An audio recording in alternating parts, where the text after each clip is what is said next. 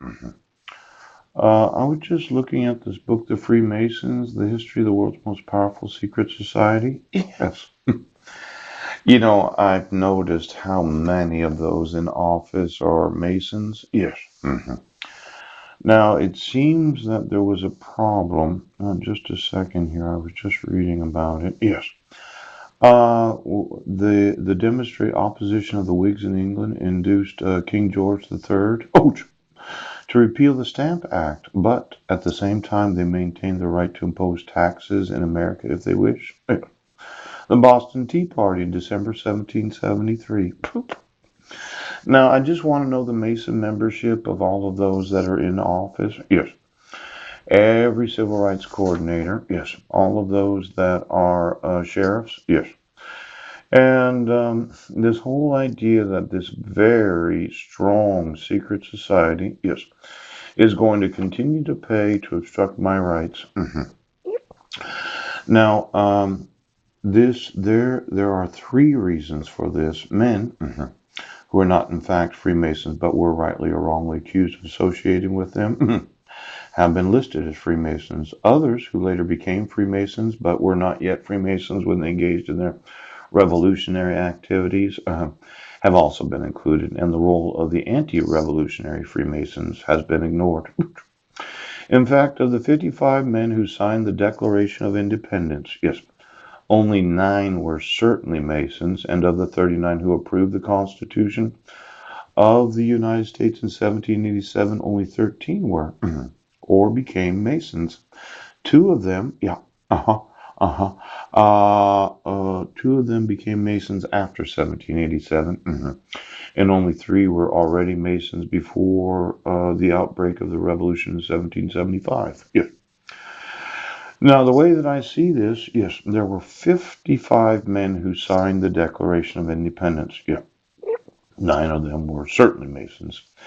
And of the 39 who approved the Constitution of the United States, yes, though it doesn't say they were the ratification signatures, it said they approved it as if they were sitting there thinking, well, I think we approve it.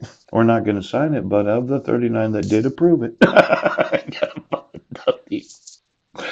why don't you get me the ratification of the United States Constitution? Now, many became Freemasons during the war. Yes. 33 of the general officers of the American Continental Army and 8 of Washington's aides and military secretaries were Freemasons. Seems like Freemasonry has been very involved in the United States since the ratification of the Constitution. Now, I know you're in a secret society that's been around for 250 years. Ouch. And you didn't want me to know, did you? You didn't want me to know?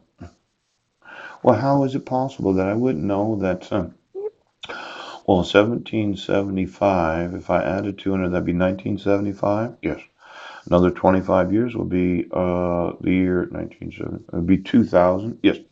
Add another 19 years to that. Yes. And that would be 225 and 19, 244 years. Yes. Almost 250 years. And you've been doing all that for the whole time. Good for you guys. Now, I did email the Freemasons. Yes. The Scottish Rite. And they all said we have no legal liability for the refusal to enforce the laws of the United States. But I thought you did. I thought you had a lot of liability. So I'm going to go through the Freemasons for the last 244 years and all of those that said, well, even though we're a government employee right now, our allegiance is to the Freemasonry, not to the enforcement of the laws. Because I'll ask you, now, the electoral laws. There was a Louis Napoleon issued a decree which enabled the minister even to close the newspaper for one initial warning and to imprison people without trial for 10 years. I was denied trial twice. Pooch. One time when I was arrested for the 2 count allegation of violating the restraint provisions that my son Zachary would have been 14 years old and could have testified in my behalf. Yes, I was on trial.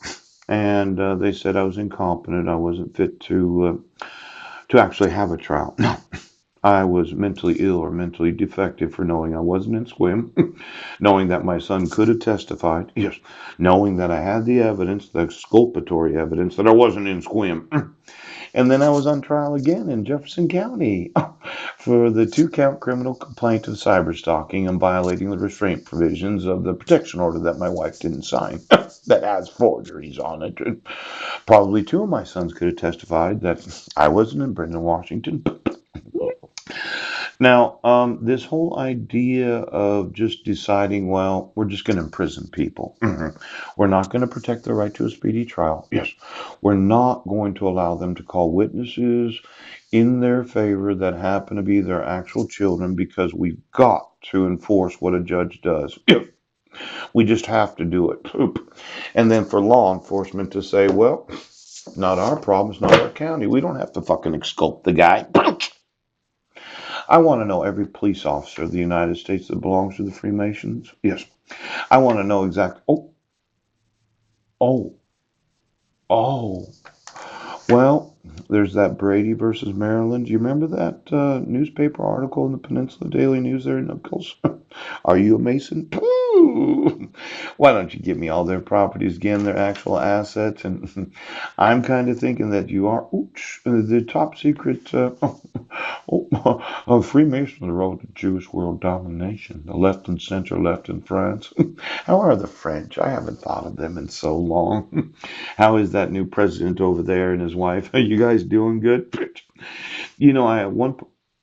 Well, the French, yes, yes, the Field Marshal Michael van Hindenburg, the destruction of prevention, the disclosure of its secrets. I'd like to know the secrets. I remember once I was at a cafe over there where the Armed Services Center is in Port Angeles. Yes, yes, yes. And I was talking to a guy, and he was a Freemason. I said, well, do you know all the steps to get to the 33rd degree? And he said, no, they won't let you know until you get to the 32nd degree. I thought, well, why would I join an organization where I don't know what each of the requirements of the steps are before I make a commitment to want to do the steps? It's somewhat, well, it's frustrating. I know you're the 33rd degree Mason. You don't find out till the 32nd degree. What do you got to do?